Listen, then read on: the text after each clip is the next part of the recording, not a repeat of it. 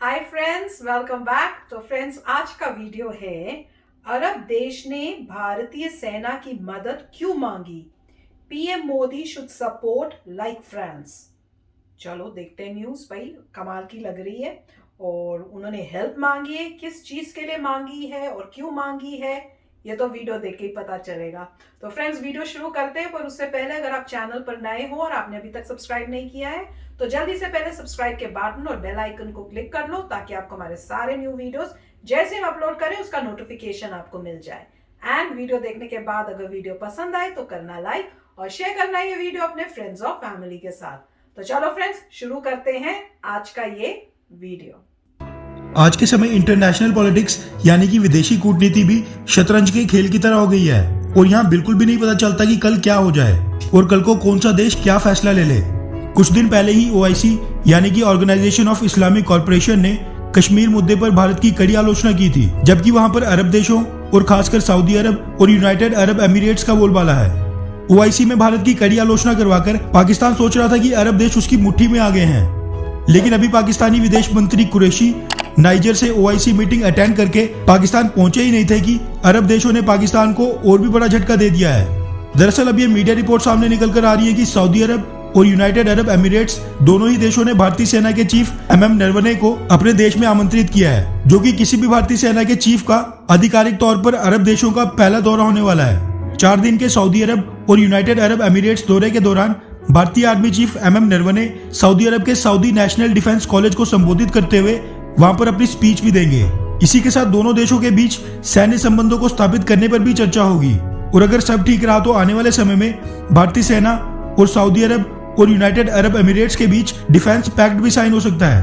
अब ये पाकिस्तान के लिए बड़ी चिंता का विषय है, क्योंकि एक तरफ यूनाइटेड अरब एमिरेट्स और खासकर सऊदी अरब पाकिस्तानी चीफ बाजवा को अपने किंग तो दूर की बात है, प्रिंस मोहम्मद बिन सलमान से मिलने नहीं दे रहा, तो वहीं दूसरी तरफ ये दोनों ही देश भारतीय सेना के चीफ एमएम नरवणे का दिल खोलकर स्वागत कर रहे हैं। वैसे ये सोचने वाली बात है कि सऊदी अरब और यूनाइटेड अरब एमिरेट्स एक तरफ ओआईसी में भारत के खिलाफ कश्मीर मुद्दा और आर्टिकल 370 का प्रोपेगेंडा चलने देते हैं, तो दूसरी तरफ वो भारतीय सेना के चीफ एमएम नरवणे को अपने देश में आमंत्रित भी कर रहे हैं। इसका सबसे बड़ा कारण है कि सऊदी अरब ओआईसी को अपने हाथ से निकलने बिल्कुल नहीं दे सकता।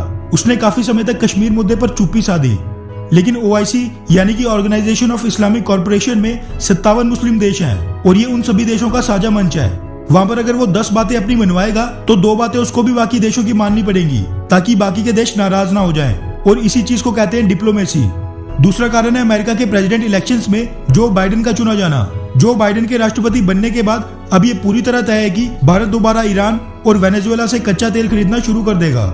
इसीलिए सऊदी अरब, यूएई और बाकी के अरब देश भारत के साथ डिप्लोमेटिक टाइज को एक लेवल बढ़ाकर मिलिट्री टाइज या फिर स्ट्रेटेजिक संबंध स्थापित कर रहे हैं, ताकि दोनों ही देश और भी ज्यादा करीब आ जाएं। इसका सबसे बड़ा कारण है कि भारत क्रूड ऑयल का तीसरा सबसे बड़ा इंपोर्टर देश है और आज के समय चाइना के फैलाए वुहान वायरस की वजह से कच्चे तेल की डिमांड 35 सालों में सबसे कम स्तर पर है और सभी अरब देशों की आर्थिक स्थिति काफी बिगड़ी हुई है। इसीलिए सऊदी अरब और यूनाइटेड अरब एमिरेट्स जितनी हो सके उतनी भारत के साथ करीबियां बढ़ा रहे हैं। मोटे मोटे तौर पर कहो तो अब अरब देश भारत के खिलाफ बिल्कुल नहीं जा सकते, फिर वो चाहे सैन्य स्तर हो या फिर आर्थिक, क्योंकि भारत का मार्केट साइज काफी बड़ा है और सबको पता है कि आने वाले 10 से 15 सालों में भारत पहले चौथे नंबर पर और फिर अमेरिका चाइना के बाद तीसरी बड़ी अर्थव्यवस्था बन जाएगा। इसीलिए जिन देशों के पास दिमाग है वो तो भारत के आगे नतमस्तक हो रहे हैं, और दूसरी तरफ टर्की और पाकिस्तान जैसे भी देश हैं जो नहीं समझेंगे तो अपना ही नुकसान करवाएंगे।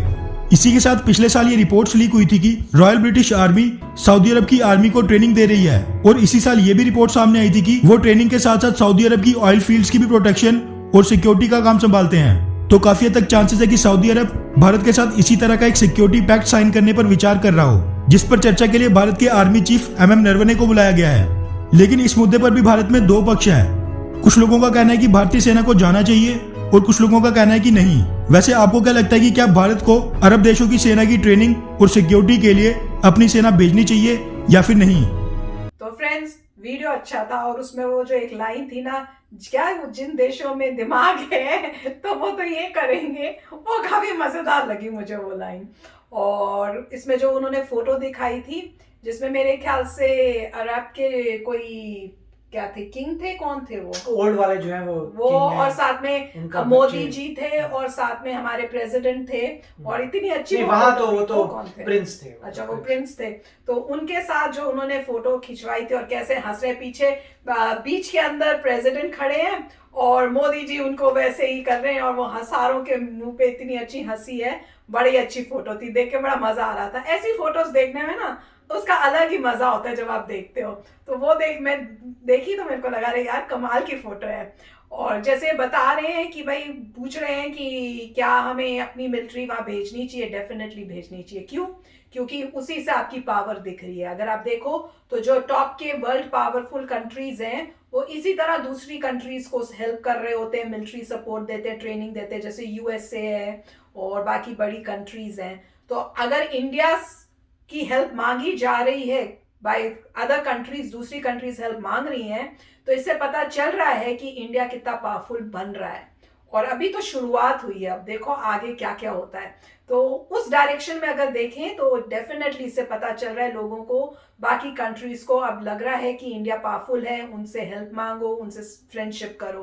तो वीडियो काफी अच्छा था और इसमें मुझे मगर ये नहीं समझ में, एक तरफ तो वो कह रहे हैं कि अगेंस्ट बोल रहे थे वहां पर और एक तरफ वो इनवाइट कर रहे हैं।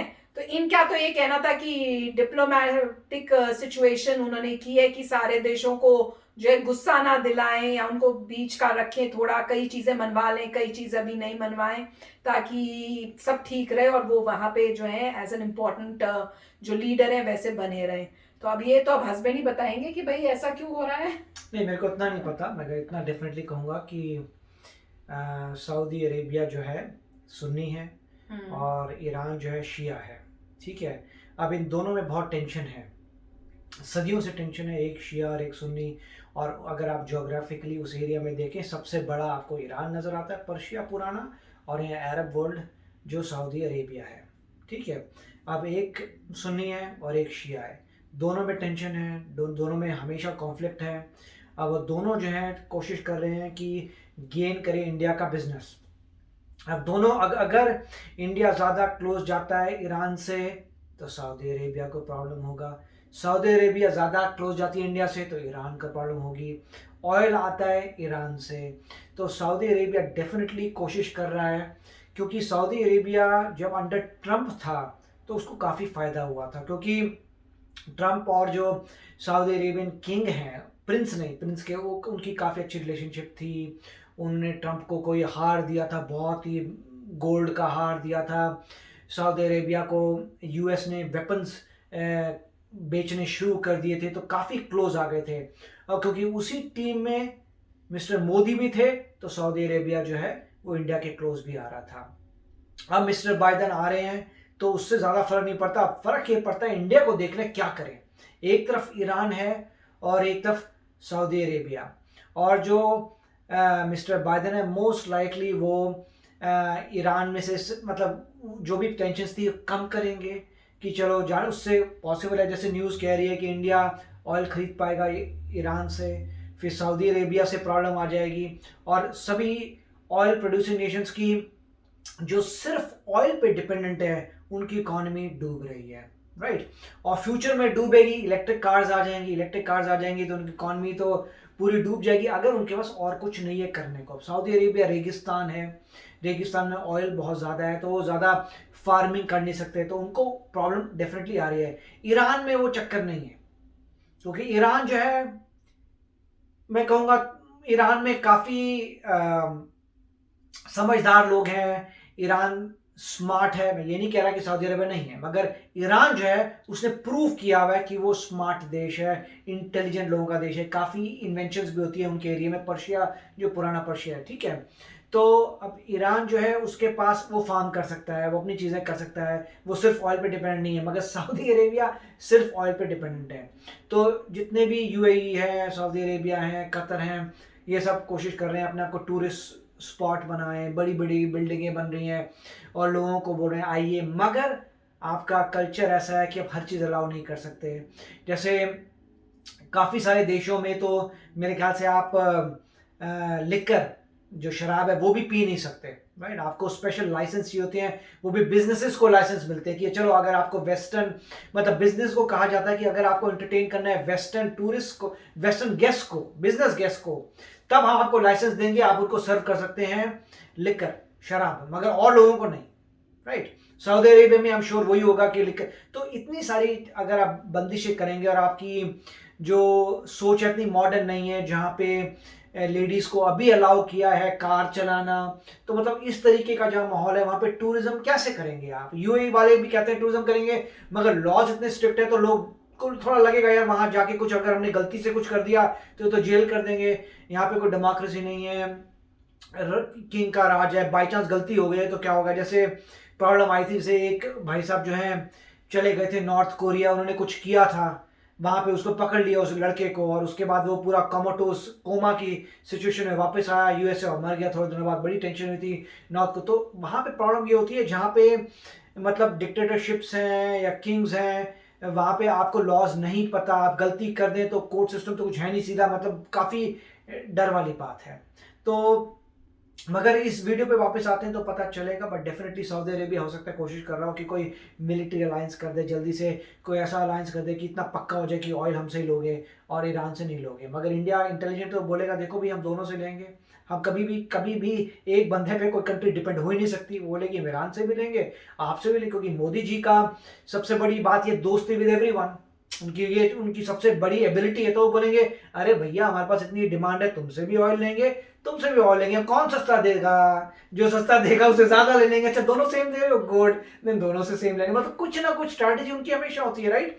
इसीलिए तो बहुत अच्छी बात है कि रिलेशनशिप अच्छे हो रहे हैं। और इंडिया को क्या हेल्प करना चाहिए? श्योर, इंडिया को हेल्प करना चाहिए। अगर वो बोल रहे हैं मिलिट्री एक्सरसाइज करें, मिलिट्री एक्सरसाइज डेफिनेटली इंडिया कर सकता है, मगर पैक्ट बनाने से पहले देखना पड़ेगा कि पैक्ट कब टूट सकता है, उससे ईरान को थोड़ी ऑब्जेक्शन ना हो। और अमेरिका आई एम श्योर कि जो भी इंडिया करेगा वो बहुत स्ट्रेटेजिकली करेगा। हमारे पास सारे फैक्ट्स नहीं है, डेफिनेटली वो स्टडी करेंगे ईरान वर्सेस सऊदी अरेबिया की कौन क्या दे सकता है, क्या हमारे लिए इंपॉर्टेंट है। जैसे एक बंदर का था पोर्ट जो भी हमें चाहिए ईरान का, और ईरान से हिस्टोरिकली बहुत पहले से है। जैसे मैंने बताया था पारसी जो है वो पारसी ईरान से आए थे, तो बहुत हमारी पुरानी रिलेशनशिप है ईरान से। अब सऊदी अरेबिया कोशिश कर रहा है, फ्रेंड तो सभी अच्छे होते हैं, जितने फ्रेंड ज्यादा उतने अच्छी बात है। तो देखेंगे क्या होता है। काफी अच्छा वीडियो था। यस फ्रेंड्स, तो चलो फ्रेंड्स चलते हैं, मिलेंगे नेक्स्ट वीडियो में बहुत ही जल्द। Till then take care and bye bye. तो अगर आप मेरे इस चैनल पे नए हो तो जल्दी से सब्सक्राइब के बटन को हिट करो और बेल आइकन को क्लिक करो, ताकि आपको मेरा जब नया वीडियो मैं लगाऊं आपको उसके बारे में जल्दी से पता चल जाए।